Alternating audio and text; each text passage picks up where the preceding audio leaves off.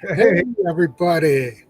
Here we are, the live version of 5 questions with LeRoy Butler. Whoever thought we would go live, huh? It's, Uh, I I did don't it. know. I don't know if this is scary or if it's a good thing, but we'll find out.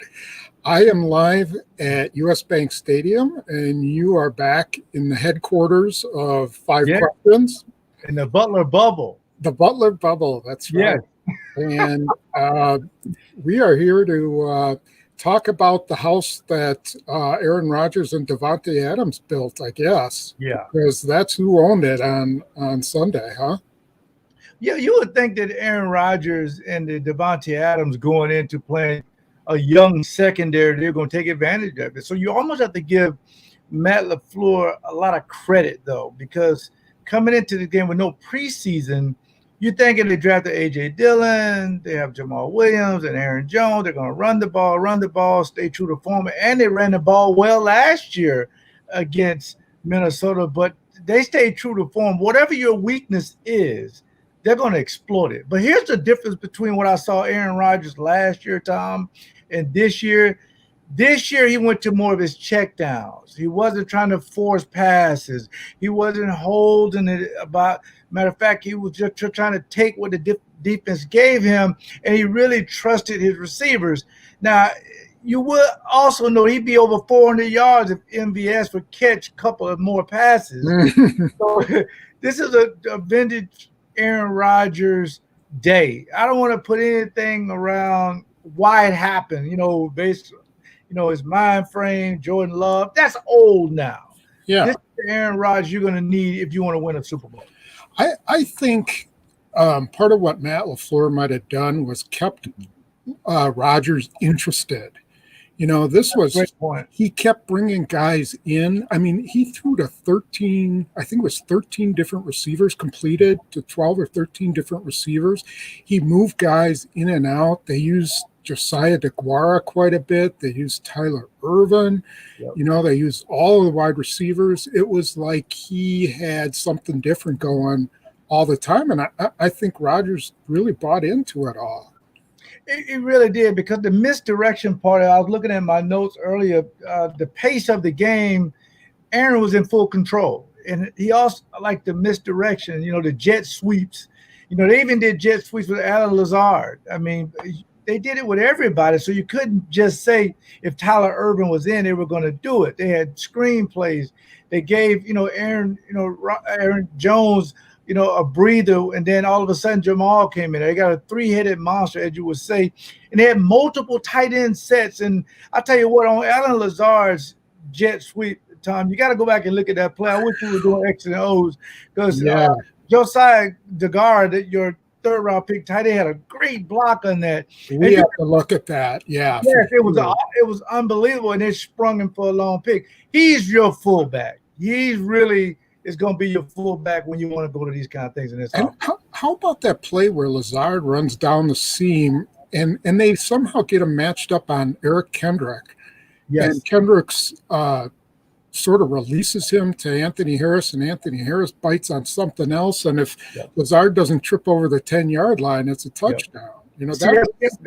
That's chemistry. That's the second year of the offense with a receiver that's an ascending player that knows how to throw his hand up and say, I'm open, trust me. Yeah. Give it to me. I also like when Aaron Rodgers, when MVS dropped a few, they went back to him and gave an opportunity. So that's a good thing about it. Last year, Aaron would have been a little bit more animated when guys drop it, but now it's like, hey, listen, I understand that's part of your growth. So MVS, they need him, the fastest guy on the team. They need him to be that threat, because that really opens it up for everybody on the opposite side. Because when you start playing these veteran secondaries, they're going to double Devontae Adams. They're going to do him like you do all number one receivers, and somebody has to be the number 2 go-to guy. Mm-hmm. Right. Someone is going to be able to take Devontae Adams out a little bit more because, like you said, a veteran secondary, if they're playing San Francisco and they're throwing Sherman on there and then they're putting a safety over the top, they're going to figure out ways. But you're right. They have to hit those deep balls. Those are so important. The other thing I thought that was smart was they started out running the ball. They made Minnesota stop the run. And then later on, he'd bring in, like you indicated, he'd bring in Jamal Williams.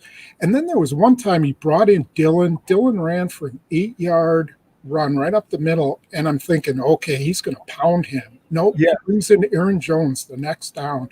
And Aaron Jones just, darts all around the place. It was a really nice mix of using personnel. And what made that so good, Tom? They had 2 injuries on the offensive line. Yeah.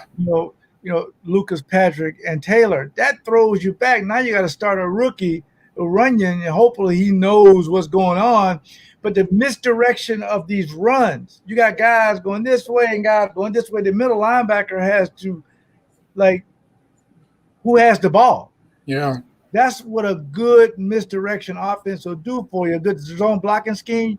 You may, for some reason, don't need a lot of great linemen in there, but they got to be healthy. So having 2 guys go out, I guess that's the new rule. Now you can have 8 guys up at offensive line. Yes. They benefit from that. Yeah. And I don't know what the Packers, let me preface this first by saying I'll have to go back and look at the preview, but I don't remember guys running right past Rick Wagner. And for some reason, they thought moving Elton Jenkins to right tackle was a better choice. But my impression is that Wagner played okay over there. He really did. He played well because, again, you think he was going to be the heir apparent to Balaga. Yeah. Injuries to Turner, then you think, okay, what are we going to do? But the one guy that never panicked, and that was Matt LaFleur, because you guys kept asking him. Ryan Wood, our colleague, kept asking him. You were asking him. Everybody was asking me. He said, listen, I have a plan. And I think we kind of knew they were going to go with that because Wagner was pretty banged up himself. So you would think he would be behind, but he wasn't.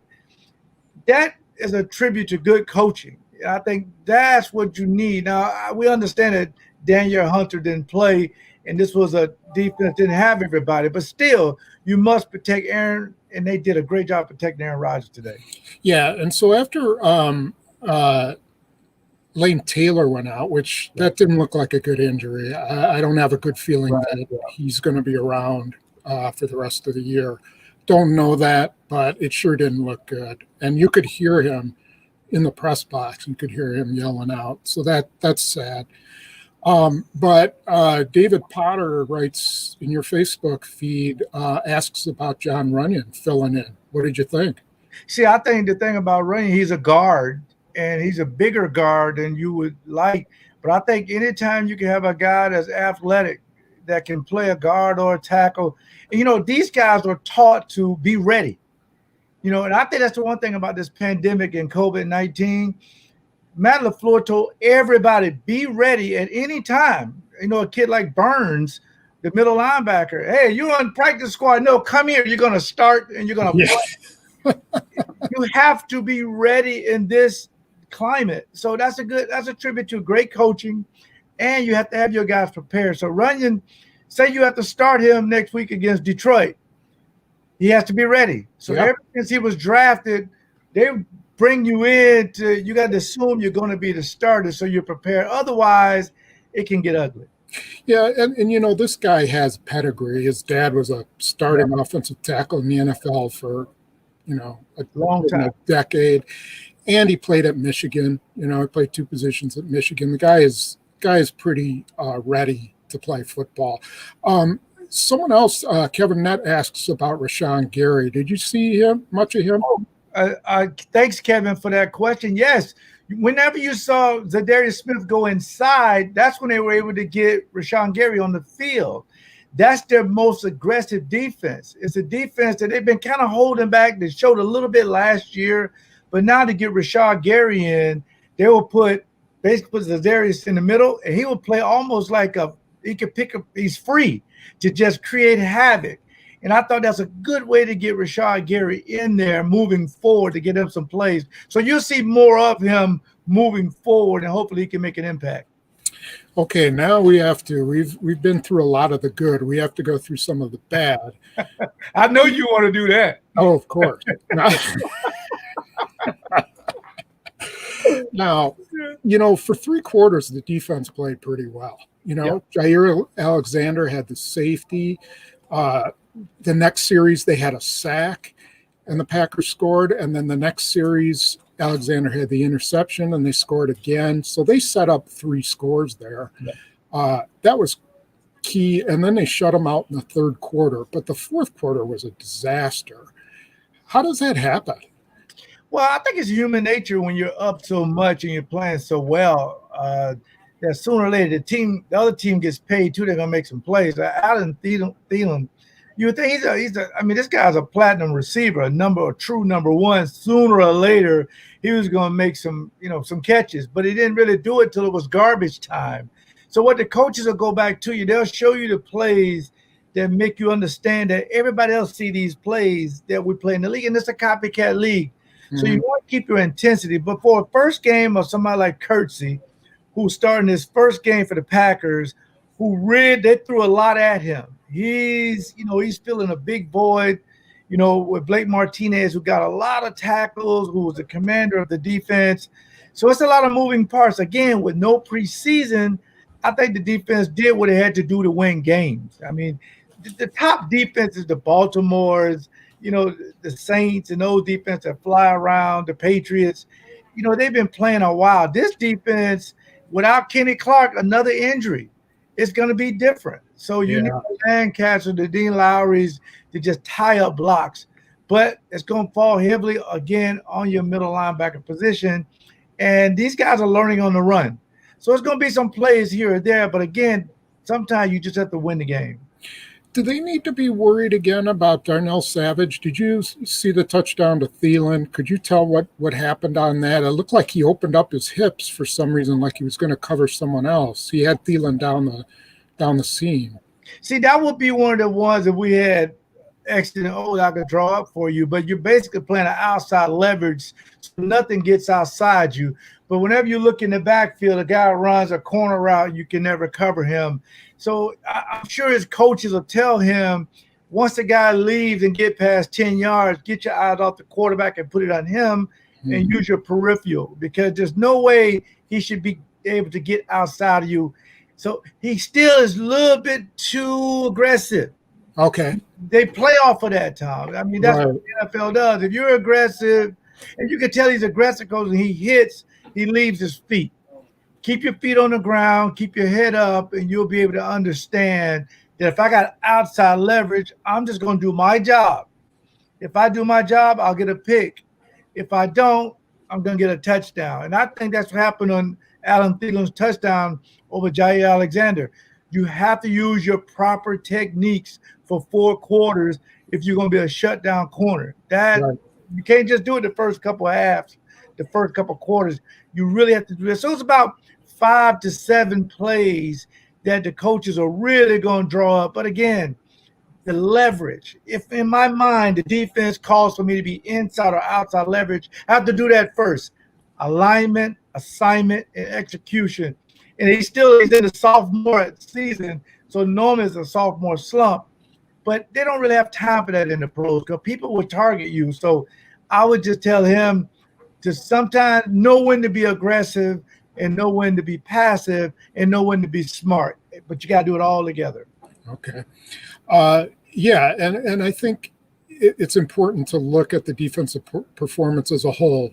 Yeah, the 4th quarter was bad, but there were some good things in there too that you can't ignore. What was your impression of the atmosphere? I'm here and it was eerily quiet. It was like nothing it's been like going back to one of my old high school football games where nobody showed up, You're right about that. When you were Little League or you play basketball, AAU, you get to the gym early, your parents are not there yet. It's just you warming up, you hear echoes and stuff like that.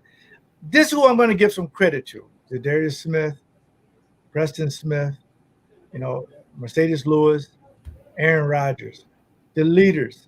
And let's take it further. Matt LaFleur practicing in Lambeau Field without the fans to get used to it. Now, for the rookies, it had to be a culture shock because they're coming from universities. There's 80,000, 90,000 people. When you're a professional, you just practice for every scenario, but not a pandemic. So the crowd noise, the fake crowd noise at times can be an issue. But Aaron Rodgers was drawing these guys off sides and using that to his advantage, whether it was a crowd there or not. So you use your weapons. But it felt different because you're not high-fiving people, and of course you do the leap next week. But again, your coaches teach you to put the blinders on and you stay focused and dialed in. So those leaders that I named, I'm giving them a lot of credit for having the team stay focused. You know, what I found to be the most interesting was that the actual crowd was the sidelines. You could hear players cheering, yelling to their teammates, which probably goes on during a game, but we don't ever get to hear that because the crowd's so loud. They were their own crowd, and just being able to hear comments from the sidelines was fascinating to me. I just thought that was really kind of a cool part of it. This is an abnormal thing, and it's only going to happen maybe once in our lifetimes, but it's interesting to see it, If you saw the WNBA and the NBA, that's what they did. Before the cameras came down, the sideline, a guy would dunk, like Giannis would dunk, and you were paying to his teammates, and they're going crazy. That's where you get it, the adrenaline from. Like when Zidarius got his sack, looking at the sideline, they're going crazy. Yeah. That's where you get it from, since you're not going to get it from the fans. So that's a great point. I was disappointed nobody did the leap. They could have done the leap, I think. Maybe it's prohibited. I don't know. But I don't think you can do it at all. Next year, every time they score, two guys that do it, they get caught up. There is no one to catch you, Exactly. So it would have been in honor of you, but I guess we'll have to wait. Maybe they'll do it at Lambeau. You never know. The thing about it, because that would mean fans – at some point, I think fans will come. It is some teams, though, Tom, having 20%, 25% of fans in stadium. Yeah. So, at some point later in November, I think you will see 25 to 30% fans there, and it'll feel like a real game all over again. Sure. Okay, well, we need to wrap up, but this is a lot of fun. We will be doing this every week as long as we can. And we'll also be doing the 5 questions and hopefully X's and O's if our resident production genius, Bill Schultz, is able to come up with something. We have to thank Bill for putting this together on a short notice. He did a great job, and it was fun. Yeah, and I appreciate Vinny'sSausage.com. You can go to Vinny'sSausage.com to see my new brat. I have a new brat coming out, LeRoy's Game Day Brats. So you can go to Vinny'sSausage.com, and you can even send Vinny a message, and you can say, hey, listen, send me some of those brats. LeRoy said they're very good. So go to Vinny'sSausage.com. Next week, I want you to be grilling during the game, and then bring one to the Facebook Live, okay? I think I might be able to do that. All right. I got a George Foreman around here somewhere. It was fun. I look forward to doing it next week. All right. It was good seeing you. I'll see you on StreamYard later in the week. And to all of everybody who joined us, thank you very much, and see you next time. Go Pack, go.